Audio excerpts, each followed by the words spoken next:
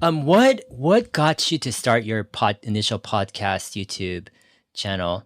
Like, what was the turning point, that momentous, like that moment you said, I've got to do this? Yep. Oh, this is great. So we're getting exactly back to the story I left off. So I'm at Mm-hmm. NYU. I get super turned off to all these people. Mm-hmm. And I remember I had a meeting with one of my professors, and it really resonated with what you were saying of like, and I was like, am I crazy? And I Mm-hmm. had an offer from sort of someone I met blogging through Seeking Alpha. And I was talking about small cap NASDAQ companies. They were super impressed. It was a private investor. And he was like, I want to pay you to do research for my portfolio and let you manage $500,000 for me. And Mm-hmm. and like that could be your job instead of working for a firm and like having this autonomy and doing this thing and like really going on my own path and kind of being a startup, like Mm-hmm. money manager in my own way, a research analyst. Mm-hmm. And I went to ask one of my professors and I was like, is this crazy? Like nobody in my class is doing this. Like everyone's trying to work at Goldman. Everyone's like clawing for this internship. Nobody's just doing what they want to do because they think the future is obviously headed this way. Mm-hmm. And he was like, the amount of people who just like checked all those boxes and do that. And then they're 65 in Connecticut with like this huge house and 3 Ferraris. And then they just wake up one day and they're like, what would like, I hate my life. Mm-hmm. I didn't do anything I was proud of. I just wasted it. And it's like one of the saddest things ever, he said. Mm-hmm. And like, that's what a lot of his friends ended up like. And I was like, it just had this moment of fear. From there was like, there's no looking back. I was like, and then I also just thought if you're going to be the outlier, like, okay, Malcolm Gladwell outliers. Mm-hmm. If I'm going to be like, if I'm going to change the world and be a big time in finance, like, do I need to follow the path everyone's following or should I go my own way? Mm-hmm. And I feel like the outcome is the result of your choices. And if my choice is different than everyone else's choices, then my outcome's going to be different. And maybe I want a different outcome because I want to be an outlier. And so there was like kind of this convergence of moments. And so I went to work for this private investor doing investing. And then I was cornered into small cap NASDAQ.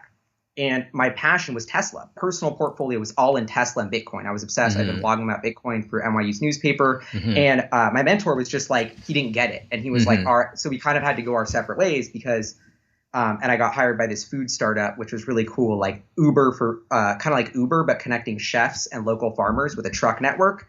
So I was the farm partnerships manager, literally driving out to farms in New Jersey, being like, yo, like you trying to sell your food to chefs in Manhattan for twice what you're paying per bushel. I'm like, our truck will pick, I love that job. So I worked for 6 months and an investor in that company was Gary Vaynerchuk. Oh, and cool. They wouldn't let me meet that Gary Vaynerchuk, even though I was like doing all of our investor pitches. The CEO like wouldn't let me in any of the meetings, which always pissed me off. So I never got to meet Gary V. But it's even better the way it all worked out because I started watching his videos. And Gary V, do you know Gary V? Yeah, no, I totally know him. Yeah. Yeah. Okay, I've watched a ton of his stuff. Yeah. Yeah. And so people say he's corny. And I honestly don't watch him anymore because I got my lesson from Gary Vee. And I was like, I've been nerding out about finance for so long. Everyone asks me, how do I learn about stocks in high school and whatever? I'm always the stock guy, Yeah. And I never knew what to say. And then I was like, what would be the most valuable asset to contribute to the investing community? Would be, let's say Warren Buffett kept a diary of every one of his investments and made it public. Yeah. That would be the greatest asset ever for the investing community. And I feel like documenting my journey of trying to build my own snowball is an incredible opportunity. And it's easy and simple to say, but like if I'm committed to that and I know I love investing, I've been doing it for a decade. I put in my 10,000 hours, frankly, when I started HyperChange. Like I had this confidence of like, you know what, I can do this. And so I wanted to bet on myself and kind of do it and just saw this opportunity of like, you can be a creator and follow your passion. And I think the next greatest investors will not manage money. They will give out their ideas for free and only manage their own money. And they won't have a boss of clients. And I really bet on that business model. And I think having 1 million subscribers is way better than having $1 million under management. And so I decided that. And I said, I'm not going to try and be this hedge fund guy and raise my own money. Actually, I'm just going to start blogging online for free. Like Gary Vee style, and putting it out and just putting out good karma into the universe and literally selling all my Bitcoin at 17 grand. I made like 20x on my Bitcoin, cashed out, had a year worth of rent, and just said, I'm going to go all in. And so I left the startup job. This is like early 2017. And then, kind of had this year and yeah, so I don't want to rant too long. No. Yeah. Genesis of it. And it was, yeah. Yeah. No, I watched your first, a few months ago, I watched your first YouTube video ever. It was like episode 1 or something. No, it was like you had like a vision, back then. You knew what you wanted to do. You knew the world is changing fast. You knew there's investment opportunities, and you wanted to document, your journey, with that. and I had a huge chip on my shoulder because Mm-hmm. and HyperChange was my investing philosophy that I used to get a C in all my economic classes because I said, no, the P ratio of Amazon of 50 is justified because they are growing faster Mm-hmm. than ever. People are more connected than ever. Growth rates and the way companies are going to capture value is going to accrue faster. Interest rates are at all-time lows. This is breaking the equation of the Mm-hmm. 15 PE ratio. Nobody got that. And so I literally articulated and wrote this paper and had this whole theory called HyperChange, which was that companies' growth rates would be faster. The entire PEG ratio is out of whack. You had to rework the PEG ratio to factor in these hyper Mm-hmm. growth rates. And so, Yeah. it was really this theory of like, we're at a different moment in the markets. Like, Yeah. I'm curious, like, how do you run your YouTube channel? Like, do you have a certain number of videos you want to put out every month or week? How do you like brainstorm topics? And like, how long does like a video take? totally. So like I would say my main job is me investing and studying companies, and then the YouTube channel is to document that journey, right? Mm-hmm. So Mm-hmm. that's what dictates the content, like this last week I have like 3 videos in the queue. Sometimes Tesla news comes out, I film a video, put it out within Mm-hmm. an hour because it's super hot and I want like people to have my take. Other times I'll travel and I'm spending 4 hours with a company to do due diligence because I want to make an angel investment and I'm going to make a really good documentary about that, and it's going to take me 15 hours to do it, and I know only 5,000 people are going to watch it versus 100,000 for my Tesla videos, but I don't Mm-hmm. care because I'm documenting my investing journey, and when you watch my shit in 10 years you're like, damn, Gally was on one about that. Mm-hmm. Like, Uh-huh. so it's just like following my creative process, not Got it. creating, documenting the journey, not Mm-hmm. forcing creation, if that makes sense. Got it. Got it. Are you, in terms of documenting your journey, like, let's say, like, how do you feel about sharing the number of shares you have or your assets specifically? Like, have you thought about the pros and cons of doing that or not?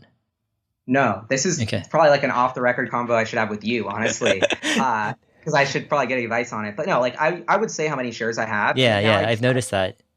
but now I've kind of stopped, and I kind of Hmm. like to make it like hard to figure out because Yeah, yeah, I don't know. I don't like, I never talk about my investing performance. I never keep track of yeah. my own investing performance. Like, I just think that's all bad to focus on the money side of it. Just like, Uh-huh. I want to do it for the company. So, I don't want people to focus on that. So I try and not mention it, but I do put out videos with the percentages of what I Hmm. hold because Yeah, I'm yeah, documenting the journey. So that's like my journal entry of just like, all yeah, right, today's the day. This is what I own today. Here's why. Like, this is a good yeah. exercise. How do you deal with like I mean, do you ever think that if you are getting into a new company, you see potential and you start investing in it, do you fear that some people will just invest purely because they watched like, one video and they're not going to do any research on their own?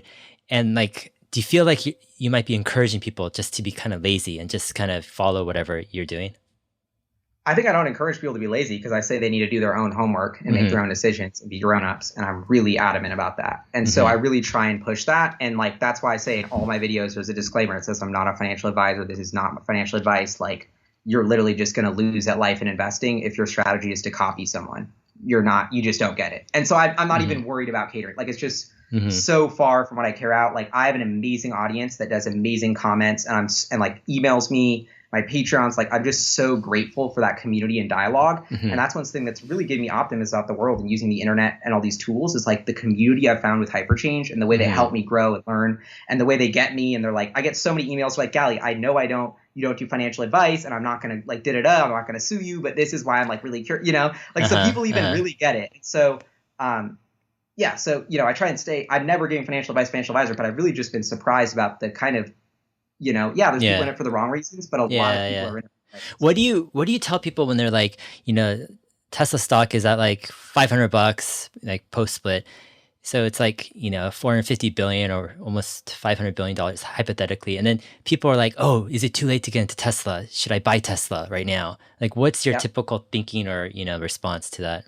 Oh, my response is perfect. Is you should be a grown up and make your own financial decisions. Hmm. Like, I'm not your, I don't know. And I just think that wake up call is what people need to hear, as kind of Hmm. unhelpful as it is. Just Yeah, them yeah. taking a step back of like, oh wait, like I should actually think about what I do with my money, not just randomly put my life savings into something that Gali said that he doesn't care about. Like, like Yeah, yeah. I don't know. I just think there needs to be an entirely rework of the culture of like people don't even get what money is. Yeah, Like what yeah. is money? The ability to store value over time. So what do you want to do with all the money that you've made in your life? Do you want to deploy it in fiat cash, or do you want to play it in equity of a high growth technology company, or do you want to employ it in a digital currency with a finite amount Hmm. of supply? Like these are very complex questions Yeah. that you need to think through on your own. not just get a stock pick from someone else. Yeah. So I'm really trying to have I really want to reinvent this conversation. Yeah. Honestly, I mean, do you notice like on YouTube, but also other places, a growing culture of like just kind of stock picking, like, and people just spreading out, just like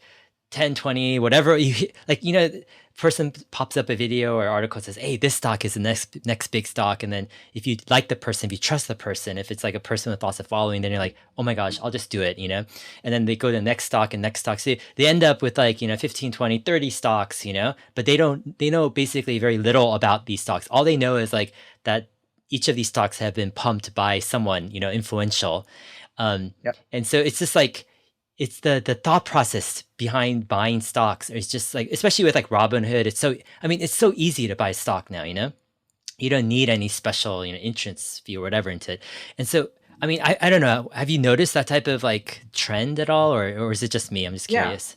I think it's good in that it's like, this is new investors getting their feet wet in the market, and they'll, they have a million roadblocks to stumble on and lose their money like 10 times in a row before they, and this is just all a part of that. So I see this as, if you're interested in the market, like that's what got me pumped and learning about investing is when I was 14, I was like, okay, I have like $800 in life savings. I'm just going to like convince my dad to like help me set up an E-Trade account and put the money in. And then like, if I lose it, whatever, but like I learn. And so I just think people learning and just putting real money to work and paying attention is all good and helping the education. But I think it's the YouTube clickbait internet culture we live in is people are going to try and do that. And I think, I always veer super non-clickbait to my videos. I think you do that too. Like we're kind of trying to do it the right way of like, the creator who's pumping some stock to try and get his followers to buy it and sell it and not in for the right reasons. And the person buying that, like, they're just both losing. And so instead of like trying to focus my time on like the bad things I see, I just like, I'm trying to focus on what I'm doing and building things the right way and telling people how to do things the right way. That's why I'm involved in like Public, for instance, because I think they're like a Robinhood competitor, but like just way different in their ethos of like no margin, not short-term trading. You can add it to like a long-term bucket. It's like before you post a comment on their thing, it's like shows you like, hey, be supportive. Like everyone's trying to learn. Like we're in this for a positive community. Like, so I think this bubbling up of emotion and frenzy and SPAC mania, it's a little bit worrisome and bubble-like, but it's also people are going to get their feet wet and into the game, and that's good 10 years from now. Yeah, I hear you.